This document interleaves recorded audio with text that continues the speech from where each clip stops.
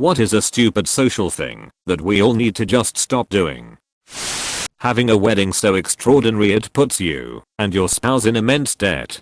Thank you. I'm currently planning my wedding, but I'm being realistic about it, and I keep feeling pressure from a certain family member to go big.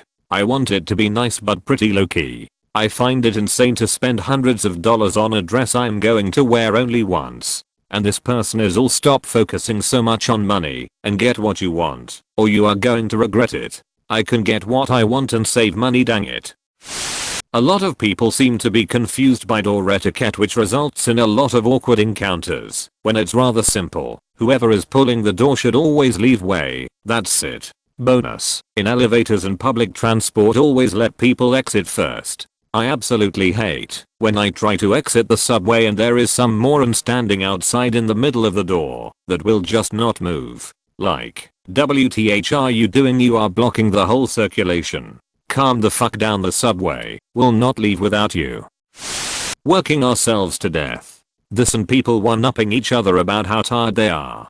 Being exhausted constantly because of work, family, personal issues or whatever is not anything to be proud of or brag about. Also not cool to diminish someone else based on some stupid personal factor of your own. For instance, you can't be / don't know what it's like to be tired. You don't have kids. People like that need to have their mental health checked if they think it's acceptable to not only be tired all the time, but rub it in someone's face or discount their issues altogether. Talking on ducking speakerphone in public or FaceTime. I have a friend who will always try to call me using FaceTime. I ignore it and call him back normal. I hate FaceTime, even when I'm not out in public. I hate FaceTime in general, let's all be honest. Interrogating people and trying to guilt trip them when they decide not to go to things. Everyone is so anxious these days to have excuses ready for not attending a night out or unimportant event now, because a simple sorry, I just need the day to myself just won't do anymore. Also, not inviting people to anything after they've declined once or twice. I feel like if I want to have friends I need to say yes to everything. Upvoting sob stories with uninteresting pictures on r/pics. My son just beat cancer after a 6-year battle. Biking has always been our passion and these are the bikes I bought so we could go on a road trip together. Picture is 2 random bikes from the front page of Google Images. Playing sound out of your device. Get headphones or read the subtitles. Yesterday on a plane, the person in front of me was watching something on her phone without headphones. Attendant came by and asked, "Did you forget your headphones at home? We can give you a free pair." The person said, "No, I'm good." The attendant replied, "Okay, good." Waited a second to see if the person would dig them out and put them on. The passenger didn't, and after about 10 seconds the attendant leaned down and said, "I'll be straightforward. Since you didn't get it, put on your headphones or turn that off." Some people are oblivious.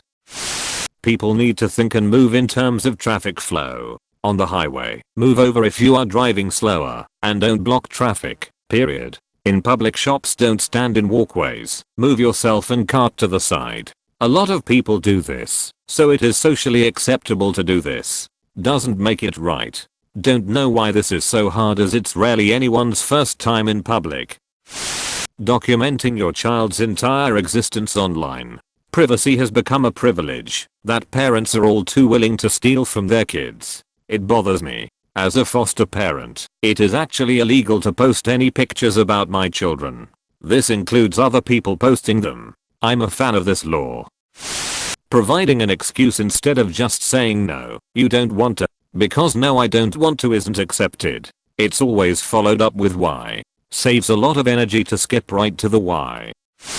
Faking your life on Instagram. Many of us do meet up with you in person or know people who do meet up with you in person, and we are going to find out what is fake. I'm not saying post pictures of you miserable and depressed. You can post the best you. Just make sure it has some semblance to reality or it's awkward when we catch up and I mention something on your social media that turns out to be a load of crap. I just post shitty VeggieTales screenshots with quotes from Revelations. Shaming people who don't like dancing but like music. I can't go to a music event and not dance without someone openly assuming I'm not having fun because I'm not moving my limbs to the music. Some people just don't like dancing. Edit. Wow, my first gold and silver. Thank you. So kind. Or we dance like Elaine and want to spare everyone around us. Making people feel bad because they don't drink. I don't drink anymore because it gives me god awful migraines. People cannot deal with the fact I'm not drinking when I go out. Like, just calm down. It's fine. I'm not judging you for having a beer. Honestly, adults receive more peer pressure to drink or even do drugs than kids in school ever did. Even when I was in college I'd say nah fam I'm good and they'd be like 8B.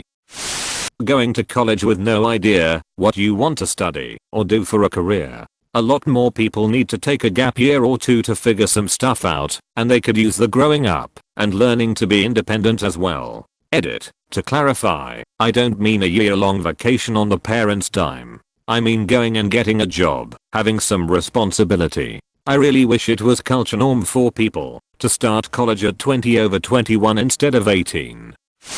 If someone says they don't want to talk about something, stop badgering them to talk about it. Maybe it's something emotionally difficult for them to discuss. Why don't you drink anymore? Long story. Oh. Let's hear it. I don't want to talk about it. Or come on. Nah. Or come on. Nah. Or come on. Nah. Or come on. Nah. Or come on. I was turning into a violent alcoholic just like my abusive stepfather, and I don't want to be anything like him. Birthday cards or other holidays. Now, a nice handwritten card which actually has something sentimental in it is great, especially when you don't see the recipient often. But why am I expected to buy a $8 card written by some random person working at Hallmark to wish my family member who I see all the time a happy birthday? Can't I just spend time with them? Yup, agree. Cards are useless, they just end up in the trash. Unless like you mentioned it's super sentimental etc. I never give cards and just tell people I hate them, think they are useless, and bad for the environment.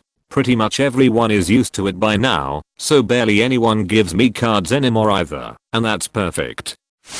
Waiting a few minutes/hours to respond to a text so as to not look needy. I like when people text back quickly. It tells me that they're engaged in the conversation and want to keep talking. What's so wrong about that?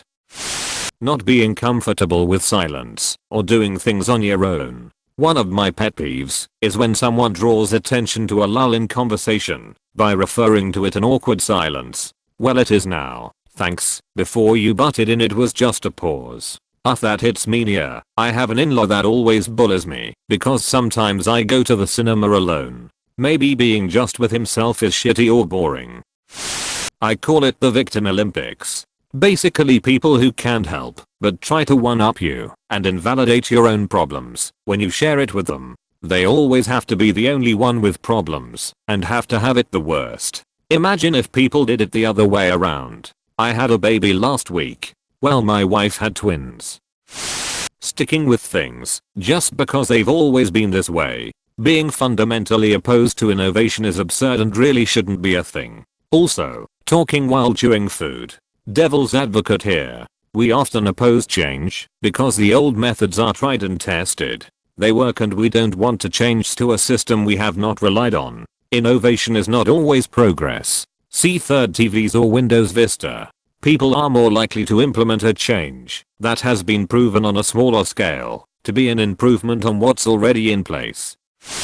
Saying stuff like no offense before saying something incredibly offensive, as if it nullified all the damage, makes me think of the times when forums were still all the rage. In some of them, it was mandatory to start and finish a reply with a greeting, because it was considered impolite if you didn't. Some users and mods were very keen on that rule. If someone replied without those formalities, it didn't matter whether that reply was helpful or well written. The politeness police would be right there and berate the heck out of that poor sod. Their hissy fits starting with a friendly hello and ending with kind regards, of course. Needless to say that they had mastered the no offense shtick too. Taking pictures of strangers and putting it up on the internet without their consent. Especially with the intent to make fun of someone. 2 years ago at an outdoor concert. Two teenage girls tried to Snapchat my son dancing for the sole purpose of using him as the butt of their joke. I watched them circle him like sharks for the perfect angle and swooped in right as they were about to film. They lead of course when I asked if they were going to film my kid, and then hung around for a good 5 minutes waiting for me to not be paying attention to them anymore so they could try again. I'm still mad about that.